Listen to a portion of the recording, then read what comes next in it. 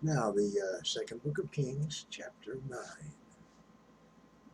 And Elisha the prophet called one of the children of the prophets and said unto him, Gird up thy loins, and take this box of oil in thine hand, and go to Ramoth Gilead. When thou comest thither, look out there Jehu the son of Jehoshaphat, the son of Nimshi, and go in and make him arise up from among his brethren, and carry him to an inner chamber. And take the box of oil and pour it on his head, and say, Thus saith the Lord, I have anointed thee king over Israel. Then open the door and flee, and tarry not. So the young man the prophet, went to Ramoth Gilead. And when he came, behold, the captains of the host were sitting, and he said, I have an errand to thee, O captain. And Jehu said, Unto which one of all us? And he said, To thee, O captain. And he arose, and he went into the house, and he poured the oil on his head, and said unto him, Thus saith the Lord God of Israel, I have anointed thee king over the people of the Lord, even over Israel. And thou shalt smite the house of Ahab thy master, that I may avenge the blood of my servants the prophets, and the blood of all the servants of the Lord at the hand of Jezebel. For the whole house of Ahab shall perish, and I will cut off from Ahab him that pisseth against the wall, and him that is shut up and left in Israel. And I will make the house of Ahab like the house of Jeroboam, the son of Nebat, and like the house of Baasha, the son of Ahiah. And the dog shall eat Jezebel in the portion of Jezreel, and there shall be none to bury her. And he opened the door and fled. Then Jehu came forth to the servants of his Lord, and one said unto him, Is all well? Wherefore came this mad fellow to thee? And he said unto them, You know the man in his communication? And they said, It is false. Tell us now. And he said, Thus and thus spake he to me, saying, Thus saith the Lord, I have anointed thee king over Israel. Then they hasted and took every man his garment, and put it under him on the top of the stairs, and blew with trumpets, saying, Jehu is king. So Jehu, the son of Jehoshaphat, the son of Nimshi, conspired against Joram. Now Joram had kept Ramoth Gilead, he and all Israel, because of Hazael, king of Syria. But King Joram was returned to be healed in Jezreel of the wounds which the Syrians had given him, when he fought with Hazael, king of Syria. And Jehu said, If it be your minds, then let none go forth nor escape out of the city to go tell it in Jezreel. So Jehu rode in a chariot and went to Jezreel, for Joram lay there. And Ahaziah, king of Judah, was come down to see Joram. And there stood a watchman on the tower in Jezreel, and he spied the company of Jehu as he came, and said, I see a company. And Joram said, Take an horseman and send to meet him, and let him say, Is it peace? So there went one on horseback to meet him, and said, Thus saith the king, Is it peace? And Jehu said, What hast thou to do with peace?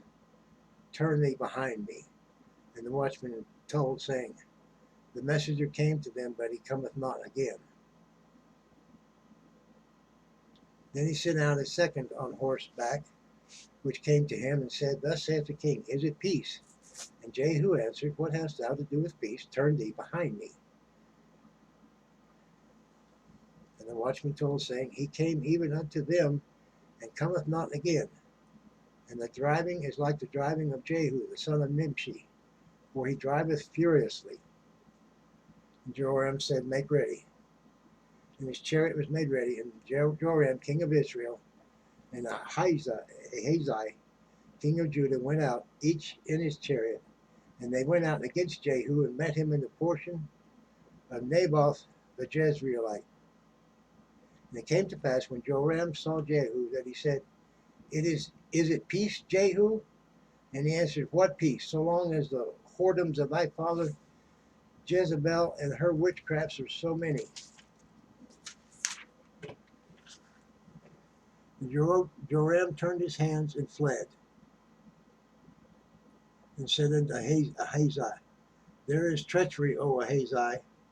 And Jehu drew a bow with his full strength, and smote Jehoram between his arms. And the arrow went out at his heart, and he sank down in his chariot. Then said Jehu to Bidkar, his captain, Take up and cast him in the portion of the field of Naboth, where the Jezreelite. For remember how that when I and thou rode together after Ahab his father, the Lord said this burden upon him. Surely I have seen yesterday the blood of Naboth, and the blood of his son, saith the Lord, and I will requite thee in part in this plat, saith the Lord. Now therefore take and cast him in the plat of ground according to the word of the Lord. And when Ahazi, king of Judah, saw this, he fled by the way of the garden house, and Jehu followed after him and said, Smite him also in the chariot. And they did so at the going up to Gur, which is by Bilan. And he fled to Megiddo and died there. And his servants carried him in a chariot to Jerusalem and buried him in his sepulchre with his fathers in the city of David. And in the 11th year of Joram, the son of Ahab, began Ahazi to reign over Judah. And when Jehu was come to Jezreel, Jezebel heard of it, and she painted her face and tired her head and looked out at a window. And as Jehu entered in at the gate, she said, Has Zimri peace? Who slew his master? And he lifted up his face to the window and said, Who is on my side? Who? And there looked out to him 2 or 3 eunuchs. And he said, Throw her down. So they threw her down, and some of her blood was sprinkled on the wall and on the horse, and he trayed her underfoot. And when he was come in, he did eat and drink, and said, Go see now this cursed woman, and bury her, for she is a king's daughter. And they went to bury her. They found no more of her than the skull, and the feet, and the palms of her hands. Wherefore they came again and told him, and he said, This is the word of the Lord which he hath spake to his servant Elijah the Tishbite, saying, In the portion of Jezreel shall dogs eat the flesh of Jezebel, and the carcass of Jezebel shall be as dung upon the face of the field in the portion of Jezreel, so that they shall not say, This is Jezebel. That concludes chapter 9. Thank you. Feel free to comment, to like, to share, to subscribe, and be good one to another.